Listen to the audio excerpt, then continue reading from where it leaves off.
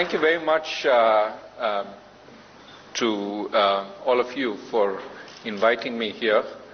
I understand there was some sort of a vote, implicit or explicit. So one of the questions I always thought about when I was young and didn't quite get a satisfactory answer from my parents was, you know, money seems like such a good thing. I'd love to have more of it. Why doesn't the central bank just print more? You know, just keep printing and give everybody more of it and we'd all be happier. Right? Why doesn't that happen?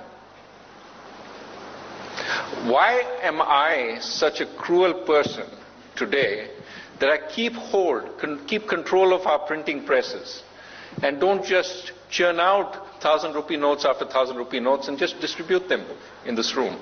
You'd all be much happier, right? Right? Would anybody be sad if I distributed 1,000 rupee notes in this room? Why would you be sad? I wouldn't be sad as such, but then the value of hard-earned money would be lost. I mean, you're getting money for free and then everyone will not work, not do anything.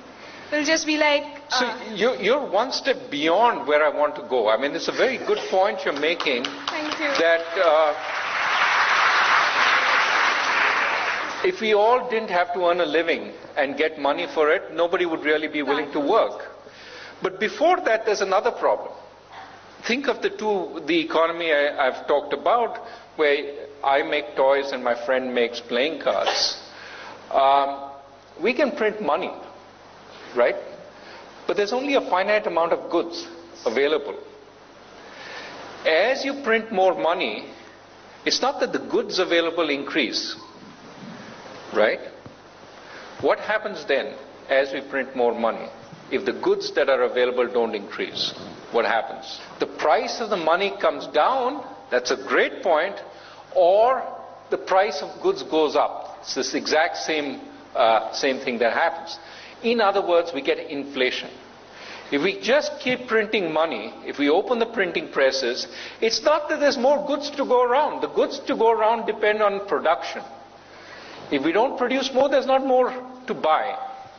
So just the fact there's more money around doesn't mean that we can all have all the candies and toys and sweets and bicycles that we want. There's a finite amount of those. In fact, as the young lady there said, if we have plenty of money and we get it for free without working, even the production of existing goods will start going down. And as that production goes down, inflation will be even higher. So an increase in the price of goods is called inflation. My job is to stop inflation, is to prevent inflation. Why is inflation bad? Because as the prices go up and up and up, everybody becomes very confused. They don't want to hold money because, you know, it's losing value. And as a result, the economy starts deteriorating, it slows down, etc. So now you understand, hopefully, that I can't print all the money that you might want. I have to be careful. I have to maintain a certain degree of conservatism about printing money. Now, the flip side of the central bank is the government, right? And of course, if the government, how does the government spend money? It raises taxes and it spends it on worthwhile stuff for the people. But in situations where it doesn't raise enough revenue for the amount it spends, what does it do? What's that called, by the way? When it spends more than it raises in taxes? It goes into debt, but the process by which it's spending more than it raises is called what? It's called a deficit. It's called a budget deficit, right? And the budget deficit is financed by issuing debt, okay? Now, a reasonable amount of budget deficit is okay, especially for a growing country, and a reasonable amount of debt is okay, right? But what's the worst way to finance that debt? To borrow more money, but okay, let me. That was a hard question. The worst way to finance that debt is for the central bank to take on that debt and print money, right? Because what happens if we take the government's debt and start printing money? The same thing we just said. Value of money falls, we get inflation, right? So the central bank can't print money and give it to you. The central bank should not print money and give it to the government. It has to be careful about doing things. There is a certain rate at which it prints money. That is to accommodate the growth in the economy and the fact that people need the money to make purchases and sales, but it has to be careful about that. So my job is to be careful about that process, not to print money too fast. And one of the reasons across the world central banks are independent from the government is because they don't also want central banks to buy the government's debt too easily, finance the government, and create inflation through the back door. Okay, so now you've learned a lot of economics in the last 5 minutes. I think I should stop now and maybe give you a chance to ask questions. Thank you very much. A question which has been bugging me is that recently you increased your repo rate to 25 basis points, and I was wondering that if you increase the interest rate on loans to about 0.25%, what are you trying to achieve basically? Monetary policy, and I'm going to answer you, since you use jargon, repo rate, etc., that many of you will know about, but some of you may not. Repo rate is the interest rate that we set. And effectively, and don't ask me this, it'll take a lot longer to explain, the higher we move the interest rate, it's as if the less money we print. Not quite the same thing, but it's think of it that way in the context of the example I gave earlier. And therefore, it becomes a way of combating inflation. The question that's being asked is that really true? Is hiking the repo rate going to have some effect? And let me just answer very briefly, and happy to have a longer conversation later, that it works in two ways. One is by, as inflation comes down, by keeping the cost of money high, I think the repo rate has an effect. And second, it's by setting expectations. A lot of what central banks do is managing expectations. If I tell you that I am intent on keeping inflation contained, and I will do what it takes to keep inflation contained, eventually people start to believe it. And as people start to believe it, when they're determining prices for what they're doing, whether they're selling goods or they're selling their labor, they take that into account and moderate the price increase. So inflation management is partly about expectations, partly about doing things that affect the real cost of money, and I think we're trying to do both. Initially, we'll have more effect on expectations. Over time, we will also affect the real cost of money. Hello, sir. I'm Parina Muchala from Gopi Birla. My question to you is, in the past, all the governors have adopted the strategy of hiking all the rates to combat inflation, and so have you been doing that. So would you be more innovative in your approach to combating inflation, like some new tools to combat inflation? Okay. I promised that I'll also give you some tips on how to address an interview. Okay? One is to answer the question directly. Sometimes that's a bad thing to do, because the question is a question you don't really want to answer, right? So a second technique is to invent a question that you will answer. So, young lady, you asked me about whether interest rates affect inflation, and the answer is across the world they do. Okay? So I'm answering a question which is not really related to the question that was asked. Okay? What are the other techniques? The other techniques are to just talk about something entirely different. Young lady, you talked about the health of the economy. Yes, we are trying our best to improve the health of the economy, and we will do whatever it takes to improve that health. Right? Now, coming to your actual question, which was past governors have raised interest rates, you're also raising interest rates, are you going to devise new ways of dealing with it? And clearly, as far as the current situation in the economy goes, we have both supply side problems that large projects have been stalled, and also on the food side that there are constraints on the distribution of food which prevent production from being as high as it could be. I think those are being addressed. Those will take time to get solved. So one reason for inflation is too little supply. The other reason for inflation is too much demand. Now, there are many ways of constraining demand. A tighter fiscal deficit, we talked a little earlier, when the government spends less, is a way of constraining demand. We think that will happen. We think the government is going to restrict spending as it meets its fiscal targets. But another way to make demand match supply is to raise interest rates. Do we have any new tools, any wonderful tools we can invent? I think problems emerge when central bankers get overly innovative in the tools that they will use. So I think it's better to be a little boring and to do what is conventional, because the conventional works. If you try the unconventional, you may create a whole set of new problems. As far as growth goes, we are addressing it through a variety of reforms which will make finance easier, more widely available. But I don't think the answer for us on the demand side is doing something different from what we are already doing.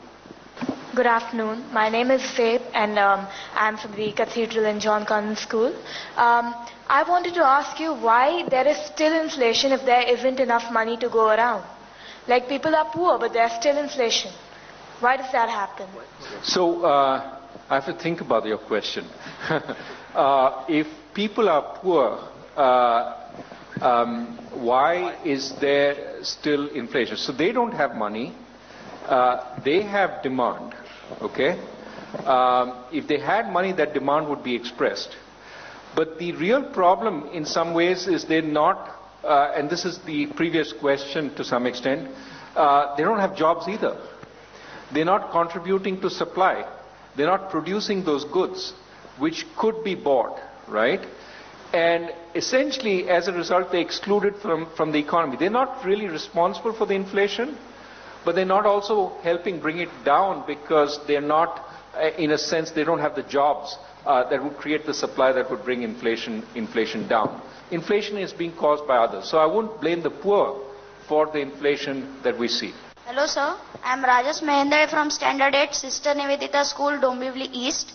I would like to question you that the mere rumor of the US cutting down on the federal stimulus saw the rupee crash in value. When will we see an Indian policy affecting other countries so intensively?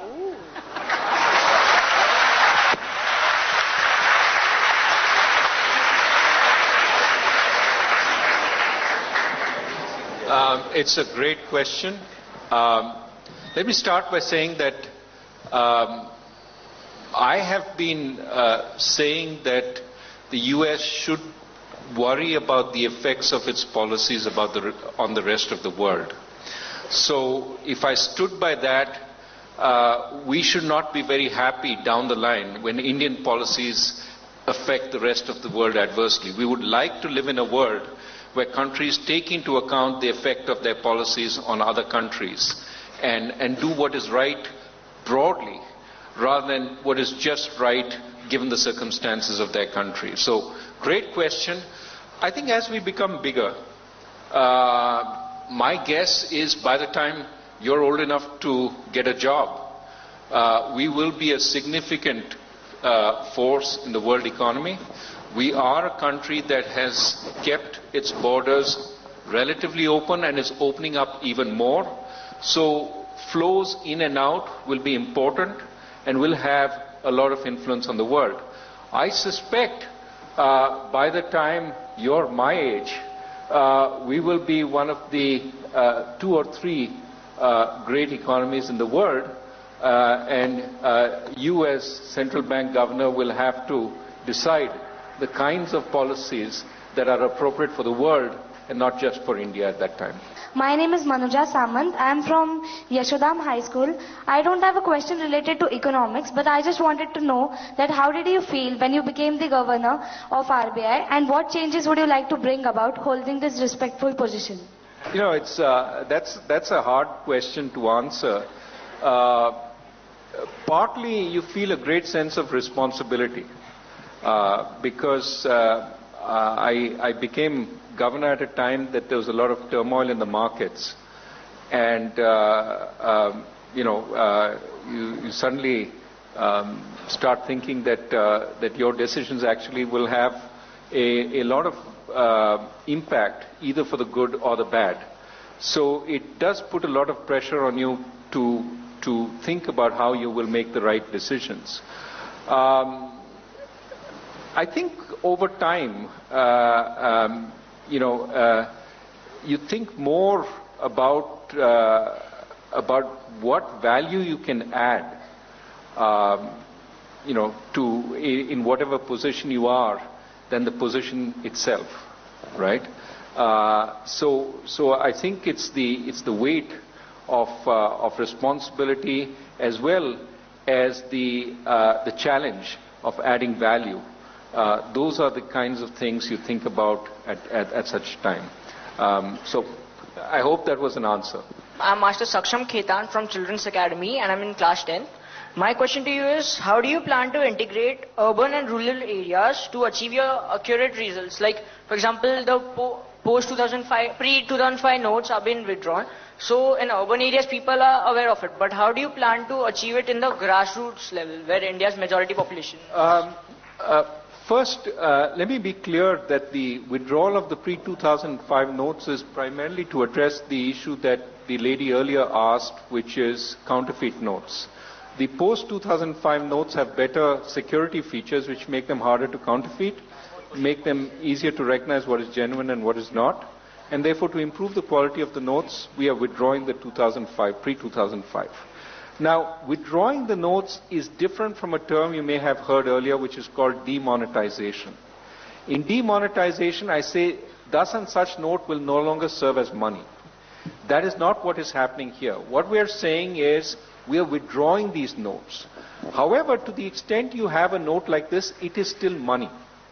So, in rural areas or even in urban areas, by the way, what you think of rural as some very remote village, that's less and less true of India today. You go through, you will see many pretty big villages which are effectively towns, which have connectivity, which have roads, which have power and things like that. Not enough of it, but a lot of it is like that.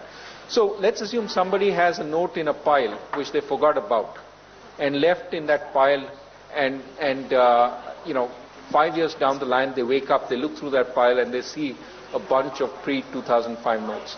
At that point, they can take them to the bank. The bank will give them new notes, and that is all that will happen. And in fact, if they take it to a shop and try and spend it, so long as the shopkeeper takes it, that's fine. Shopkeeper can go to a bank and give it. So there is no inconveniencing of the public in that sense. The note will still remain legal tender.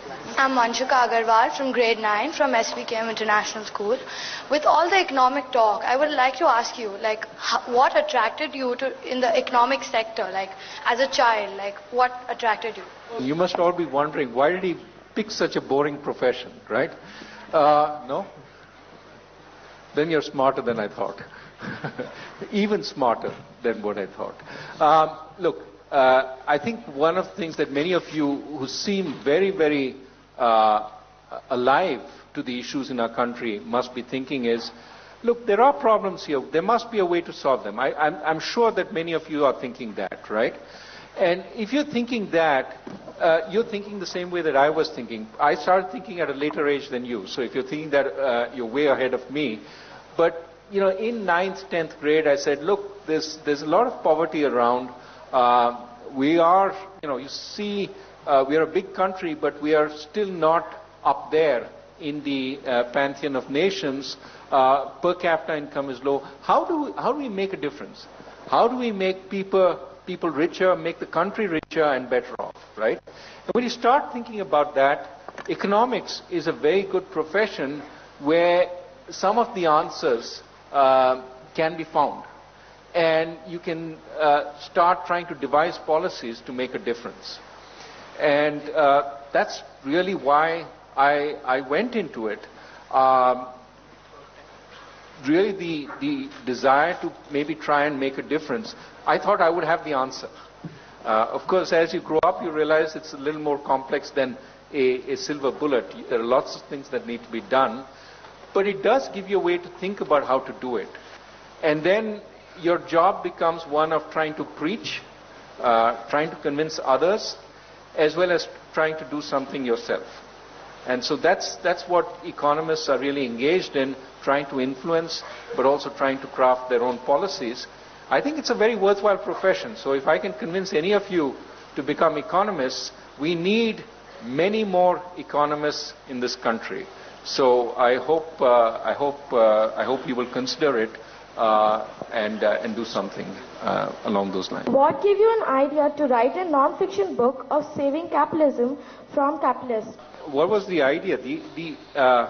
Well, fiction. I would love to write fiction, but actually I have a commitment with my daughter to write at some point.